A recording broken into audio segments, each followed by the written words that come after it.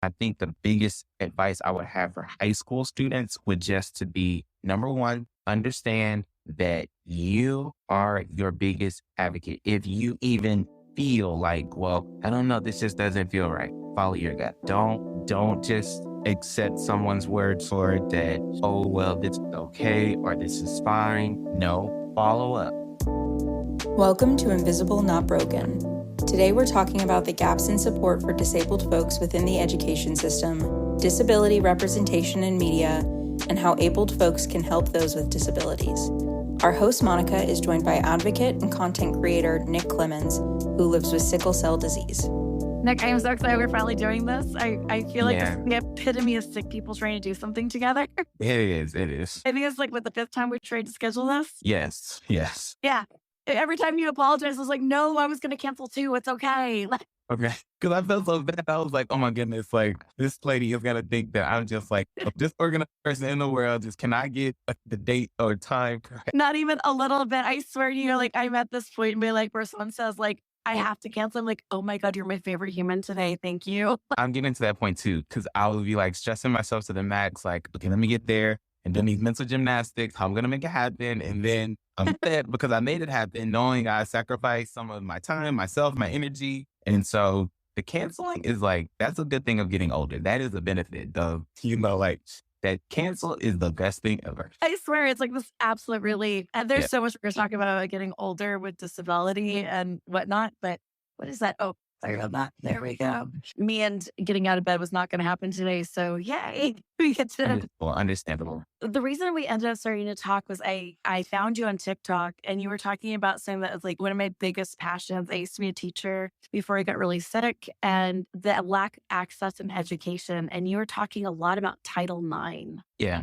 Do you want to explain for people, especially because we have an international audience as well, so they might even have ever heard of Title IX here in the U.S. Okay, so Title IX is a collection of laws that protects many different things, but specifically discrimination within education. It's mainly known for the breakdown of gender and sex within sports. That is a very prominent part of this legislation, but it also does cover and identify and define what discrimination is not allowed in terms of disability. So it is a powerful tool in addition to the Americans with Disabilities Act and Section 504 to allow disabled, chronically ill people to access education in ways that do not prohibit them from by their disability.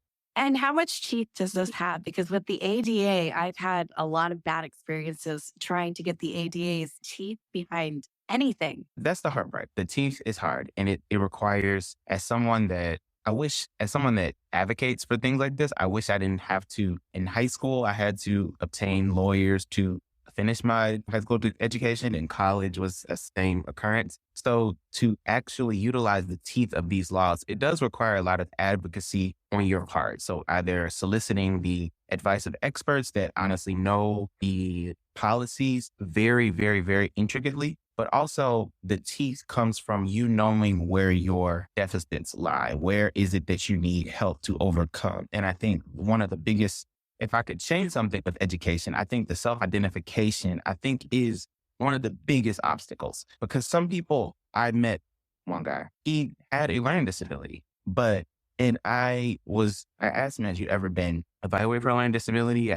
My brother has learning disability, so I kind of know some signs and different markers. And he was like, well, I've never had any sort of evaluation for that. I've, up until college, I've been fine. And that is very, very possible. And I think we have to allow a space where people who may not understand their own personal, biological, physical, mental, or emotional health, if someone sees something that says, I think this is interfering with your education or not allowing you to be your best self in the classroom, how can we help you? It's not just all on the student to say, well, I need help. And I think that's where the teeth comes in. It requires so much work. And that's where it really has to come from the individual. And I do think it is a takes so much, because when you're dealing with disability, it's an everyday thing. There's no clock out button. No one's coming to substitute for you with disability. You are in risk 24/7, 365. And so to then have to fight a disability and to deal with your disease process, whatever that may be, while also trying to advocate for yourself is an incredibly tiring, difficult thing. As you were saying that, I was getting exhausted. I am such a non-confrontational person to begin with. Like any confrontation makes me want to vomit.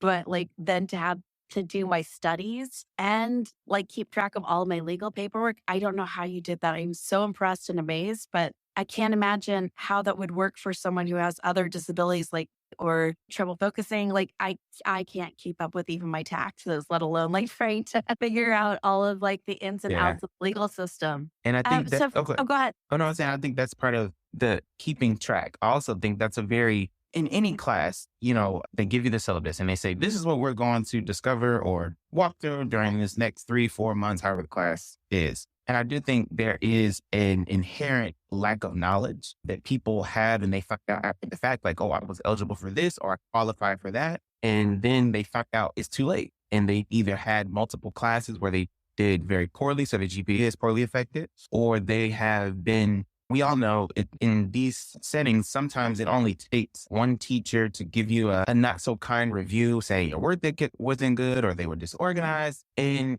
those were not issues that you brought upon yourself, but that the system did not allow you to help you to understand that your challenges are not challenges that you are just a lazy person or a disorganized person. You actually need help to be a functional person in the classroom. And it's possible if we have the right support. And that is so true. And that's what like all of Access is about, is having the correct support. Now for you, did you have experience? Like I know when I was in school, I had surgery and my teachers wouldn't give me my homework. They called me OL. And so the thing about disability is we're a club everyone's welcome to. And if you're lucky enough, you'll get into us. Yeah. If you're not lucky enough, you're going to suddenly become one of us. And I had sudden surgery and my teachers wouldn't like, so I didn't even know about like any of these programs because no one clocked that I had been disabled, but the surgery was clear and they wouldn't give me any of my assignments. And that was granted decades ago. But to give it more recent, like my son's friend fell off of a rock and he broke his back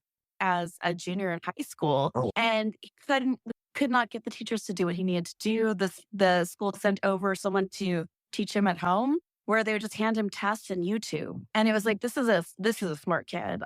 That kid was smart and he's still smart. He's an amazing person. But anyway, I was just saying, like, what were some of your experiences dealing with like elementary school? If I remember correctly, what you were born with, is that right? I have something called sickle cell disease. And so I was born with it. And it's funny, the experience that you highlight is not something that is uncommon, even in 2024. I think there are there's certain jobs I think that we do within life that you can do a bad job and people may or may not notice the work was either faulty or it wasn't done with a lot of care. But I think teachers do a job, and educators, where you are literally holding someone's confidence, esteem, worth in your hand. And so for a student to be, well, here's the test on YouTube. And that is very, it can lead you to feel like, am I inadequate? Am I just not capable? And I think I've had very similar experiences like that, where I was in a hospital extended stay for about a month. And we finally were able to negotiate with the teacher that the work that I needed was work that I could do, but I just hadn't been given the information. All she gave me were worksheets. And she said, well, okay, you have the book, you have the worksheets, and I'll give you, she made like my mom is a teacher, so I knew what a PowerPoint that came with the book looked like. It wasn't like she even made this herself. It came with her instructions, her instructor's manual of the book. And she said, well, you're not doing well because you're not doing well on the worksheets. The worksheets are just not good. And I said, well, ma'am, no one's instructing me on this material. So I don't know how to complete the worksheets on material. I just don't know how to do. And this was a geometry class. So like math, it all kind of stacks like a Lego. And if you don't have the bottom blocks, your top block isn't really going to matter because you don't know your bottom stuff. And I think to hear that is still happening is very disheartening, because I think I don't know where this mentality comes from, but I think there's a lot of mentality of just, I'm here to teach and that is my job and that's where it begins and ends. But I do think teaching is a very multifaceted discipline. It requires you to motivate. It requires you to hold accountability. It requires you to inspire. It is not just presenting material and saying, well, here it is, the test is on this day, and then we're finished. And so I think when you don't understand that about the educational process, students that could be the next whomever, if they don't have that support, they could be left feeling very dejected about their prospects. I swear I could get on a soapbox for hours and talk about what you're talking because my firm belief is anyone can learn anything. It's a matter of, I agree with yeah, it's a matter of the teachers are teaching.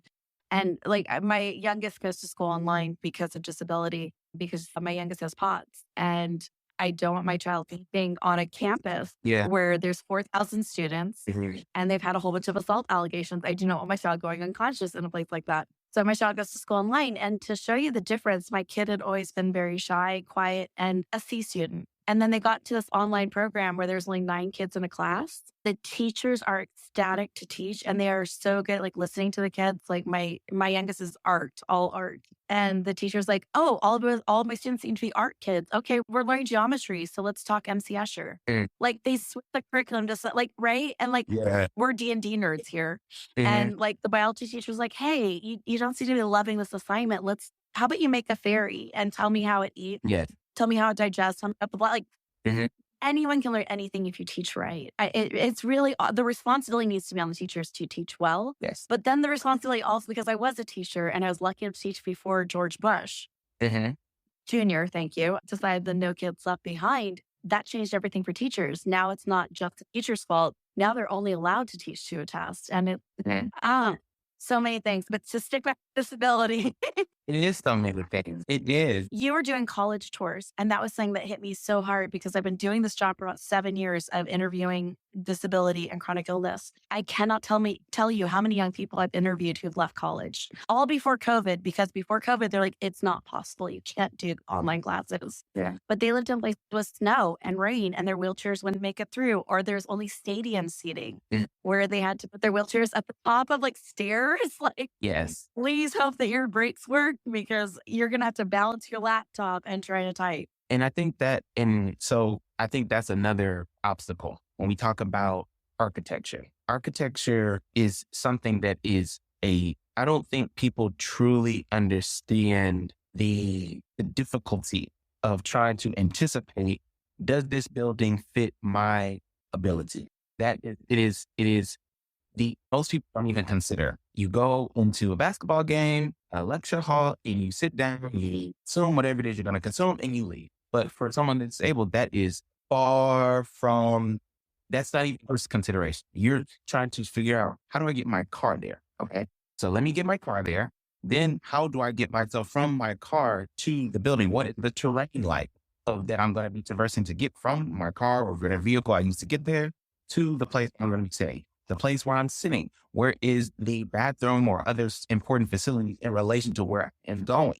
All these different things have to be taken into consideration for disability. And so I think when we talk about your son with POTS and when you talk about other institutions where all we have are these stadium seating and different lecture halls that were made in the 50s and 60s that have not been updated still, I think it is a travesty because we don't acknowledge that education is for all. And I think when we talk about architecture and those sorts of things, we implicitly exclude people. And I don't know if people will see it that way, but it is exclusionary. And to have people to not have they have the desire, they have the will, but they don't have the system support to support their dreams. That is it's sad that we still live in a society like that. And what are some of the things you're finding on your college tours? Is there anything that surprised you? I would say the one thing that surprised me is the fact that more people don't know their rights. More people do not know what they are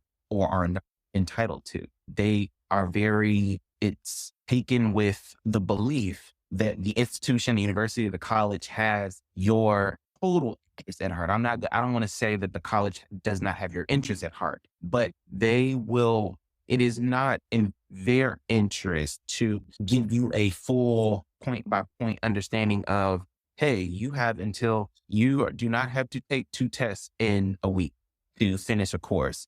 You actually, if you get it incomplete in a class, you have time until the next semester to finish that course. As someone I took a midterm and a final within 13 days. And so I did not know that I had actually a right to say, well, hold on, I was at hospital. You can't just tell me, or you can't use the threat of a failing grade as a means of to do what you want me to do. And so I thought when I got out of college, I thought there was more education. So I was kind of prepared for students to be more educated on what they are entitled to, but to see that was not the case. That's really frustrating. What advice would you give? Because right now, a lot of juniors are getting their acceptance letters. A lot of people are doing their college tours right now. Have you found, I don't know how wide reaching this is at this moment in time. And I was hoping that we could also discuss a little bit about how people can be a part of this all over the world and film their own experiences, maybe under your own hashtag. But this would be such a great thing for parents and kids who are starting to look at college to be able to have more of a, they do the best party schools, they do the best performing schools. Can we please have I'm sure my child will Yes. find weed somewhere. My kids are resourceful. If I found weed, I'm sure they can. They'll know the party schools. Can we at least discuss whether it's Yes. wheelchair accessible first? Exactly. Yes. And those sort of things are important. I went to Morehouse College and I think architecture, the thing I didn't know this when I got there, but the school is situated on a hill. Oh, jeez. Literally to get most of the classes, you have to walk up this hill that almost feels like you're in San Francisco. And when I tell you, literally, there are people that would just avoid the middle of the campus because you're not trying to walk up the hill. And I do think we need that. We'll be great to have a list of schools. And there are some research firms that have done what they would consider, they have very long words, but I would say they're trying to the disability friendliness of the campus when it comes to the policies, when it comes to professor knowledge, when it comes to student support, when it comes to accountability and advocacy, as far as being able to access Title IX sources and policies and adjudicators if you have a complaint or a dispute with a professor or a department. Those are just enormously beneficial things. We can look up things for medical school. What medical school is hiring or is getting these types of students, and what school should I go to for my pre-med program? So why should I have that same thing for people with disability? And I think the biggest advice I would have for high school students would just to be, number one, understand that you are your biggest advocate. If you even feel like, well, I don't know, this just doesn't feel right, follow your gut. Don't just accept someone's word for it that, oh, well, this is okay or this is fine. No, follow up. Number two, paper is your friend. If you have a conversation with anybody about anything, make sure after each meeting, Dr. Smith, I'm glad we met today, discussed my accommodations, and we discussed that my accommodations as a result of my hospital stay will be on April the 30th instead of April the 17th, like the rest of the students. And I'll be glad to take my test at that time. Writing is your best friend. There are so many instances, myself included, where I thought my word was enough. And unfortunately, it is sorely not. I wish it was different, but it's not. And so I would just say, make sure that you know for yourself, trust your gut, and write, notate everything. Best advice. And if I could just throw in a little something as an ADD insanity nightmare of a person, like a basically rabid raccoon stitched into a human suit. The only thing that's gotten me through is accordion files. Mhm. And just I was saying with 12 little things. So you have your January files, your February files, your March files, and that way you can go month by month. And then now that we're all modern, we have Notes app or Google Keep. Just photograph that, hashtag it. You will find it. I swear that's the only way that I can get my medical stuff together. Exactly. But you're right about the words. Like if you say it, it's just not enough. You have to have the emails. You have to have like the backup. Just think about when you're watching like TikToks and you're like, okay, but where's the proof? That's really interesting, but I need receipts. Yeah. Mhm. As the kids would say, give me receipts. Yes, I need the receipts. Keep your receipts. Keep your receipts. That is Absolutely. as the kids would say, keep your receipts. I'm learning so much language on TikToks, and now my kids are making sense to me. I'm like, that's what you cannot, I'm here. I understand now. You had said something that was so beautiful about achieving your dreams. And you said specifically, I am not unique for having dreams, but I'm unique in having the opportunity to achieve them. Can you speak a little bit more about those opportunities and what people can do to help others or to help themselves? I think so. the uniqueness is number one, I have a mom who is Black Panther, Captain America, Storm, Wolverine, The Flash, Go mom, the Marvel mom. everything, DC, Marvel, I don't care who you want to name. She's one of everybody all in one. So I have to give her like the biggest thumb up.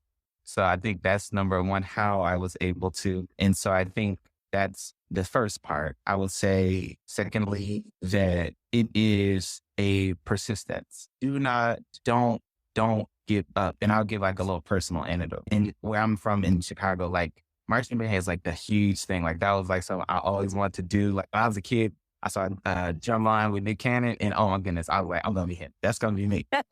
And so I get to hike. You seem much nicer than him, though. I hope so. I'm pretty down to earth. I try to keep it, on the earth. And I went there freshman year. Me and my best friend Eddie, we're like, we're gonna make the drum line, and I got sick. I had a crisis like 2 weeks into it. And he was like, man, I don't know. This is just, it seems like a lot for you. Like, are you sure you really want to do this? I was like, yes. Sophomore year. This is when I was in the hospital for a month with my geometry teacher and her whole shenanigans. I was in a hospital for a month. I got back to the school within it was like December-ish. So I missed pretty much the whole semester. And I was like, I still want to try. And he was like, then dude, like, this is not, sometimes you got to read the writing on the wall. And I'm like, I am going to read the writing on the wall. I'm just going to, what I did was, I was like, okay, well, I started walking. I was like, let me 10 minutes a day. And this is like maybe March of that year. And marching band started in August. So I was like, okay, maybe I can get like a mile. That kind of gets my body ready. So January, the band director, I said, well, Mr. Ames, I can't do everything that like the regular kids do, but I don't want to be in the band. Like I really, and thankful to him, he was supportive, and he actually did something he had never done before. So he was like, well, you can just come in halfway through the show. So that way you're not doing the whole thing. You just do half of it and you still be in the band, but that way you can conserve your energy and you can still be a participant. And you remember that, Mr. Ains? Like, yeah, I got you. I'm going to do that. So I had people that supported my dream. And so I do think that if you're not disabled, you say, well, how can I help? Be supportive. Sometimes it's thinking outside the box. No, I was never going to be the guy that was marching from the gym to the football field. That was never going to be me. And there was a moment I was kind of sad about that. But when I understood, like my mom says, you may not do it the way everyone else does it, but you do it and it's just done different. And there's nothing wrong with that different. And so I went in halfway in my junior year, I was in the marching. So I just think you just have to be perseverant and be flexible. I would say, I heard this the other day, be persistent with your dreams, but be flexible in their presentations. And so oh, that's a good one. Yeah, I heard that. I was like, I gotta. So I wish it was a little thing on Twitter X, and somebody said anonymous. So I wish I could give a person a shout out. The person was. I'm just happy something nice happened on Twitter. I mean, that just made my day. I haven't been on that in 6 months. There's one little sliver. And Elon didn't shut it down? What? That's too nice for me, man. I will gatekeep it because I don't want to. So I think that is what you just have to do. And it will be messy. It took me, it's hard because I thought it would be different, but it took me 8 years to get a 4-year degree. And so I just think being persistent, don't think because I've never seen someone do it or I don't know anyone that's done it. I really do think it was during the pandemic. I can't think of the name of the documentary, but it was about the care that there were a lot of disabled people and chronically ill people and how they were really at the vanguard of fighting for disability rights and disability advocacy. And I think one thing I gained from was that there was there was no way. And so I think when you feel like, well, how do I do this? What is the possibility? What is the path? Just know you're not alone. You're not the first one that didn't see the path and doesn't see it with you. That's okay. But let me tell you something. If you believe it, anybody will believe it. If I believe that. I believe I will be in the march.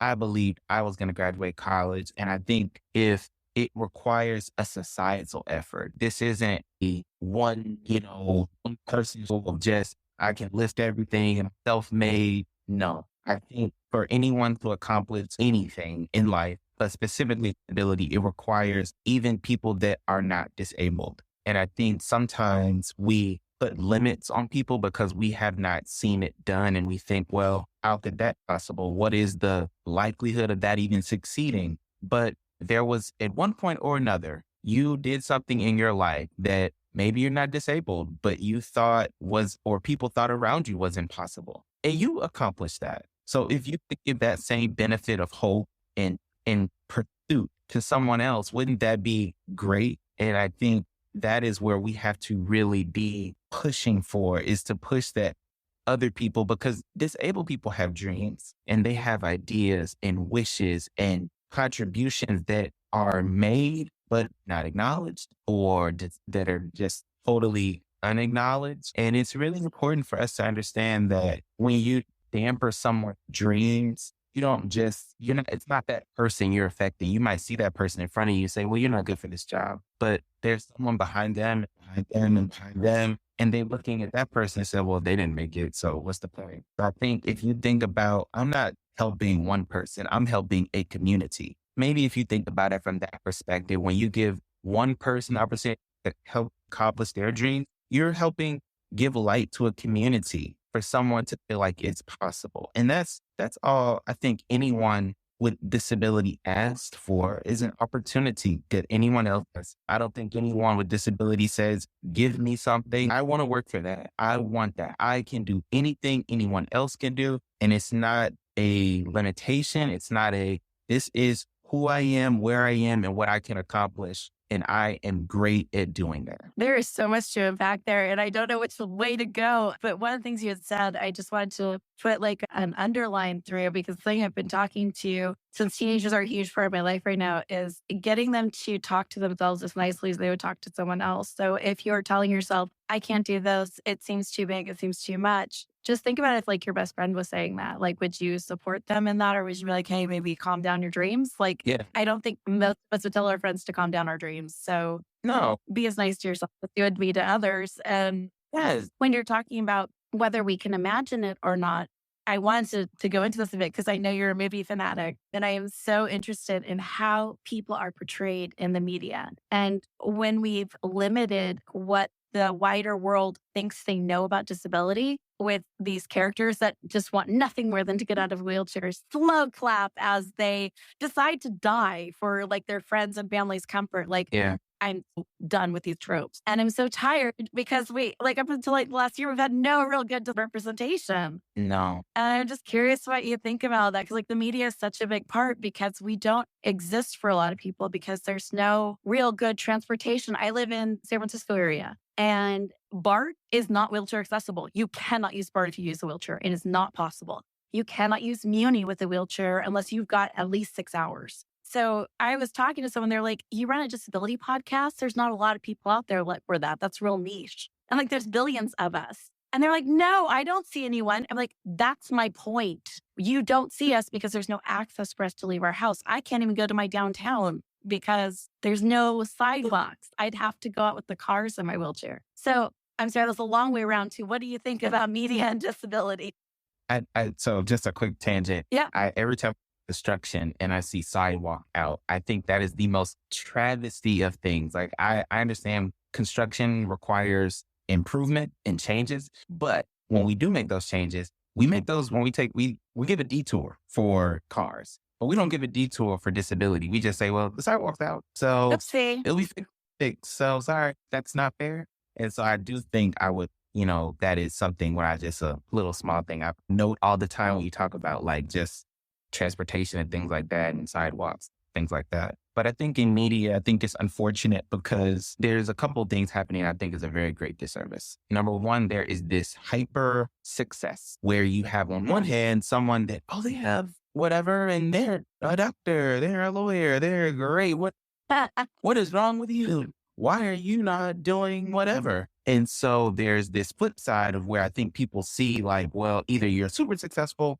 or we don't see you at all. And I think that is a great disservice because that is my grandmother. She's a stay-at-home nurse and she's something since I was a kid. And when I was a kid, I didn't really understand it, but she says we interact with disability every day and we may or may not know it. And I was like, when I finally understood it, I was like, we get so caught up on this. And I've always, I don't artists, but I think we have to do better with this forward faith disability. I think it's so caught up in the fact that they look disabled. And even in media, I understand media is a visual medium. And so it may be harder to convey very intricate details about how a person experiences disability. But disability isn't just a physical limitation or a physical obstacle. There are other, even I would dare say, very significant emotional and mental obstacles that are a consequence of disability that we may think, well, oh, the biggest hurdle someone that is paralyzed has is they're in a wheelchair. That may or may not be true. That it depends on specifically the person, and it depends on circumstance and what is we are trying to address in a specific situation. And I think for media, we have to really get better at understanding that how disability presents very varied. It is not a one size fits all. And I do think we have to stop this all or nothing, and where we either see something that's successful or we don't see anything. And I think that comment that the person made that's such a niche sector is not, it's patently untrue. It's not even like oh, you can make it true with some statistics. It's just not true. And I think how you discuss the media representation of disability affects people greatly. And we've known that media, people's views and attitudes since it was invented in the 19th century. A very fair point. Do you have any like favorite or anything that you liked seeing in disability and media? Was there anything that you were like, oh yeah, actually, thanks. That was awesome. Like for me, I'll talk while you think. A Shadow and Bone was my favorite so far, and that's on Netflix. I'm a total nerd. I love fantasy, but it was the first time I got to see actual disability where a cane got used in a fight scene where I'm like, okay, no, I probably couldn't do that without getting hurt, but man, that was badass. That was so fucking cool. And like you have like people with actual trauma and dealing with trauma that doesn't just go away by the next episode. You had real injuries that stayed throughout the whole thing. Like it was such a refreshing like moment and it needs to be said that the author of that book is chronically ill. And she had such a heavy hand in the production of it, which worked out so well. It's one of my favorite shows of all time. I will take no notes on that. I love that show. It made me so happy. But like from a fantasy perspective, all I ever see in Marvel and other kinds of things is disability and chronic pain make villains. Yes. And that makes me very upset in the fantasy world. Like you look at Davros and like Doctor Who, I'm really a nerd. I told you, I warned you. But Doctor Who I love, but Doctor Who is very like up until like last year where they're like, hey, this seems to be something that they're all mad at us about. Mm-hmm. The wheelchair was the villain. Like, you know, the guy in the wheelchair was Yes. Do you have anything that you saw done well? It's funny you mentioned that because I watched once I read an article about that trope within Doctor Who because I wasn't familiar. It was maybe like 2-3 years ago. Like it was like the middle or the end of 2021. And I saw and I was like, man, I didn't know this was even a thing in Doctor Who. I always saw it was the universal acclaim of Doctor Who. And so I think when we talk about that, how disability is seen as this. And I do think it is very sad, but I think one good representation I felt, or at least it resonated with me, was when I really saw, I know it was a kid's, but it was fantasy and the character was minor, but it felt authentic. It was just a little monster standing at the bus stop with his crutches. And I don't know what that was for me. It was what was the movie? It was a Pixar movie. Oh. The brothers and they're finding the sword and the dad. Outward. I love animation. Yeah. It was so short and I think the character may have said like 2 things in like 40 seconds, but I think what was with it felt authentic. It felt like it was just a disabled person waiting for it didn't feel like it was this big show of, oh, they're disabled. And it's like, we're just regular people. Like this big hubbub is I don't, you know? And so I think to see that authenticity was refreshing for me and I think I would like to see more of that authenticness and how trauma it is multifaceted. It is not something that is just a one-off thing. And I think when we talk about with disability, the trauma you're facing is something you're presently battling, but also in the past as well, and in the future, because I can say, you talk about your son. That is definitely, I consider very difficult to have those experiences within education. And so there, is some recollecting and reckoning with those previous experiences while trying to stay in the present moment and be your best self while also giving your best foot forward to the next opportunity, the next class or test, exam. And that's not something I really think is really understood, that this disability, it doesn't begin and end with a diagnosis. It is so much more broader than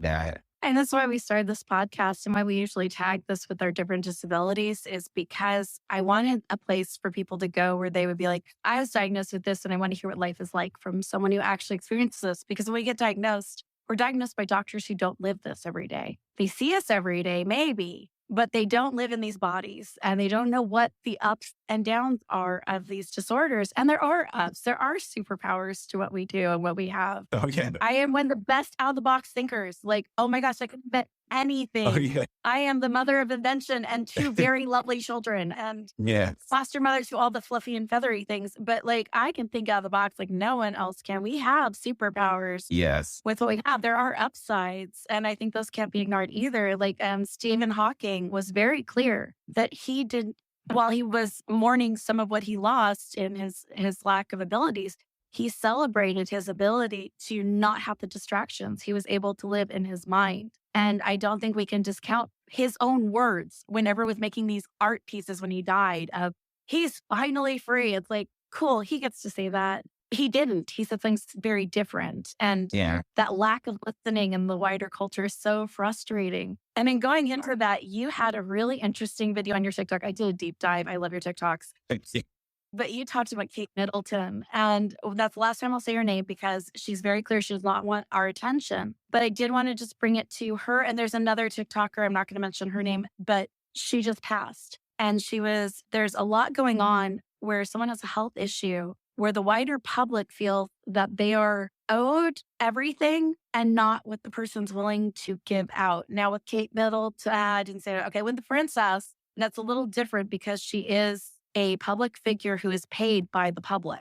And that is a little bit of a different experience. That's still a human being. You had a great take on that. I just wanted you to kind of give it to the wider world. And wider world, go check out Still Swimming on TikTok because you will not be bored. It's fantastic. Thank you. I think that it is very, I don't know, came of age with social media. So I grew up, I had a Facebook account. I was like in high school. And I don't know when, maybe you can let me know, was it always a thing where people felt this gumption, I guess is the best word I can say, to just feel entitled to information? Because I don't really, from my perspective, I don't understand that. And I love this weird generational divide we have because like every single generation in the last like 10 years has had such a divide because we generally do generation by technology access. And the technology is like from my oldest to my youngest is 6 years. And those two are in two different universes because my oldest grew up where there was like cute little things, but there's tune out ability. My youngest grew up with iPad.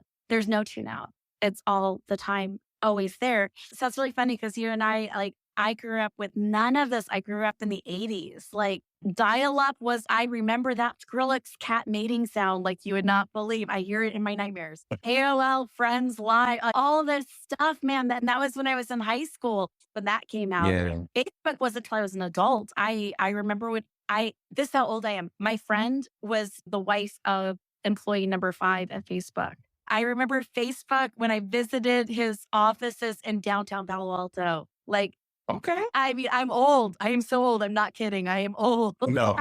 But like, I was there when Facebook was I was literally there when Facebook was being built. So it's really interesting to hear from your generation that grew up with like people sharing everything. Like, hey, I'm having a diagnosis. I guess I just asked because I thought there's some level of separation, at least. And it seems like it was just like such wildfire. And I think I thought it was so destructive because these were literally just theories based on rumor. Yeah. And I think I understand she's important. And some people, I'm not from that country, so I don't fully understand the fascination. I don't, but I understand that is part of your culture and I respect that. But I do think we have to respect she is a human being and human beings deserve dignity and we should not dress up invasion of privacy and disrespect as, Mm. and I think that's where I felt was a little too, it was too. Man, I was so torn on this issue, and you just broke it right down on the intention of what's behind it is the important part. Like, when it's just you and me, like, someone in our lives might be like, I don't mind people asking me about my disability nicely. I do mind when someone yells at me, and that's happened. I've had people pray over me. It's not my jam. I've had that. Oh, and it's like, okay, I didn't ask for that, but okay. Yeah, cheers, mazel tov, blessed be, Yeah. thanks. I'll go dance in the woods for you. Yeah. Cool. Please stop scaring my children. They're terrified right now. Yeah. But when people want to know because they want to be helpful, I don't even mind if they're being curious. I mind when they want to use it against me later. Yes. And I don't know if you have this experience of being infantil. My voice is killing me, but being treated like a child. When I'm in my wheelchair, yeah. apparently my husband is the only intelligent person in the room. I'm now a child. They'll ask him how I'm feeling. And so where was I going with this? Now I remember. Okay, so that's where I was going with this. My only beef with what you were saying about Kate Middleton was that I feel concerned for her because the castle has not been nice to the women who have married into the family. And I think that's where at least like a certain percentage, and not saying everyone, because my God, there was some like, whoa, calm down. Do you not have a life? If you have nothing better to do, let me introduce you to politics and writing petitions. Yes. But like the people who are like, hey, maybe she's not okay. Maybe they're taking care of her. That's a valid concern. And, like when you're hearing like the wife of Scientology, like the lead of Scientology is now missing for 5 years. I feel like when we're asking, hey, is she good?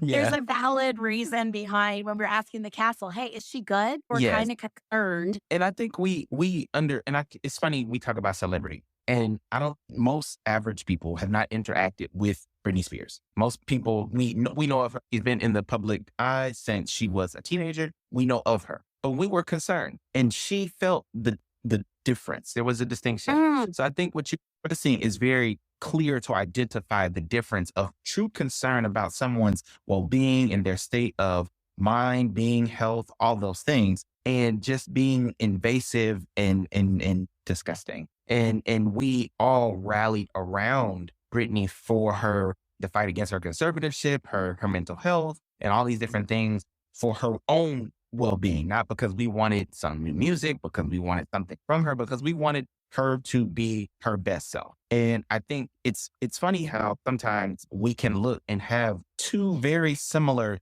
people, because Kate Middleton, she wasn't as famous as early as, and so I think we have to look on those instances of we can see the right thing to do. And I think it is a great concern to have when we talk about a institution that has shown a very flagrant disregard historically, not just even in the most recent history of its iteration for the women in its, I guess, charge, membership, however you want to, The membership, I love that. So, yeah. So with that, you had talked a little bit in the video about what you think someone should do. Like if you are aware that someone in your life might have been diagnosed with cancer or might have been diagnosed with something, or is just like they're going through a hell of a time. Mm-hmm. What's the way that you would approach that in a way that's respectful to them to show what true concern looks like instead of curiosity that could be tinged with some like malignancy? I think for me, it is listen. And it's not just a listen with your ears type of listening. It's a listen with your eyes. My sister, she's a social worker and she's always giving us these little like lessons on creating a welcoming environment. And so she always says to me, to create a welcome environment, you have to be willing to learn. Are you entering the situation with trying to provide something, or are you trying to learn about what this person really needs? And it first starts before you even have a single syllable uttered out of your mouth. What is the intention you're arriving with? Because people are very perceptive and intuitive. They don't need things spelled out for them to understand that maybe they're not here for the totally right reasons. I think that's where you have to really start with yourself. And if you want to help, great. But if you're saying, well, no, I know my grandfather, he's that, old school, the man gets it done. And, that's who he is. Like, he's 79 years old. He's not going to change. But I think why I mention him is because I know that he's maybe not the person. And ask yourself, are you the person that this person needs help from? If they need help, because we're all not capable of providing the same thing. My grandfather, if I need something done, he's gonna get it done. If I said, Grandy, I'm in Atlanta and I need my walker and I need my cane, I need it shipped to Uncle Khalil's house in Chicago. My grandfather could get it done. But if I need someone to lean my shoulder on and just vent about what's happening, going through a tough time, he's not really the person for that. And I think we have to be honest with ourselves about what we can and cannot provide to people. But when you try to provide things that are above your pay grade, you can end up doing more damage and then actual more help. That's an incredible amount of self-awareness, but that's amazing. I'm the wrong person to do this interview, but someday I would love to hook you up with a friend of mine, Jason, who did a whole series on masculinity and disability, because I'm the wrong person to have that conversation, obviously, but, or maybe not obviously, who knows, but I don't feel comfortable like having any insight in this whatsoever. He's brilliant and amazing. And what you're talking about with your grandfather, it strikes a chord with me that I feel like people who present masculine have a whole different experience with disability than I do, for better or worse. But I do feel like it's a different thing that y'all are dealing with. I would say just a quick, I think it's very interesting when you talk about what we see as gender roles and how people, what we think each gender provides. And I think I've seen it even, I don't think I'm like qualified, but I can just say my observation. My mom has sarcoidosis and she is a mom. And I think sometimes we don't allow, whether it's a man or a woman, to say, I am disabled. We don't believe that that is somehow a reason. It's like, well, get it done. It is not a reason. And I think if I could say about masculinity, I think we don't allow for that. And even I think from what I've observed with my mom, we don't allow for that. It's like, oh, okay. And what? Like the house is not this and you're not this and what's going on? And I think we have to really understand that our expectations of people can sometimes be more damaging than our illness itself at times, because these expectations are very, very unreachable, even for people that are not disabled. So when you add disability on top of that, I think it is so a lot. It's a lot. And so even when I hear people that are parents that are disabled, I just have to give them so much energy, so much love, because I know. Well, take the energy. Please give us the energy. What you're doing is the work of superheroes and folklore combined. Serious. I mean, honestly, again, I'm going to go back to there are superpowers of being disabled. I had a very energetic child who would just run. He was just like, he ran before he could walk, which is hilarious considering I'm his mother. And if I'm running, you better do that too, because even when I was healthy, that means something's very wrong. Like I do not run for fun. I do not understand that. But because I was in a wheelchair a lot in public spaces, he would sit on my lap. He would run away. He'd want to be on the ride. Like, let's go, mom. Like, see how fast you can go. So like, there are some upsides to being a disabled parent. Like the kids tend to love the wheelchair and they don't run away. Yes. Rainy night. You can play bumper cars. It's fabulous. You can also, and I have to say, as one of the things when we were talking about getting older, being a middle-aged woman, oh, thank fucking God. I love the cloak of invisibility. Oh my God. Yes. When I was 17 and my doctor's like, you're not going to walk after 30. It's just not going to, you're going to be in a wheelchair. My dad cried. I was so happy. I started to laugh because I was like, no one's going to be able to grab my ass. Oh my God. I'll be able to walk down the street, not walk, wheel. And if a man's annoying that can go over his toes, that's better than the hat pins. Yeah. The safety and bubble, personal space bubble. Cheers. I mean, now I'm old and I don't have to worry about it anymore. But back then, it was a win. Yes. I told you I would kidnap you and we're at an hour. I did want to just ask you one more question. I stole it from Tim Ferriss, just to be fair. I know we're laughing at Elon Musk and us in the whole same universe, but I do love this question, especially when we're talking about innovation and ways to streamline things. Is there anything that you bought for under $100 that you're like, this made it better? It's like we're sold so much bullshit as disabled people. Like, this will change your life. This will make things better. This is made for you. And it's like, I have a graveyard of shit that I bought at 2 a.m. because I thought it'd make things better. I think the one thing that I did buy that honestly I wasn't expecting to be even anything. It was supposed to be a Christmas gift. We have this like thing where we exchange, like, I guess you call it Secret Santa. And we ended up having not enough people show up. So everyone took home a couple of things they brought. And it was a ice, like a weighted ice thing that you put over your eyes. And I was like, this is just wonderful. This is like, and it cost me, so it wasn't even like, but it was just wonderful because it kind of gives me a moment to kind of just block everything out, kind of get in my own space and be, at peace with myself. And I think that's something that since December has been like really transformative for me in a way that I was like, I didn't even think anything of it. It was really just a gift because my brother has migraines and I was like, oh, this would be beneficial for him. But he was one of the people that didn't even join up. And when I told him about it, he was like, oh, I have one anyway. So I was like, okay, well, Mine now. yeah. So that it was very like a gift to myself in a roundabout kind of. That's the best thing I've bought right there. So you should always buy things you like anyway, just in case it comes back to you. That's a great idea here. And that's what my sister said. She said, things you like, because you never know.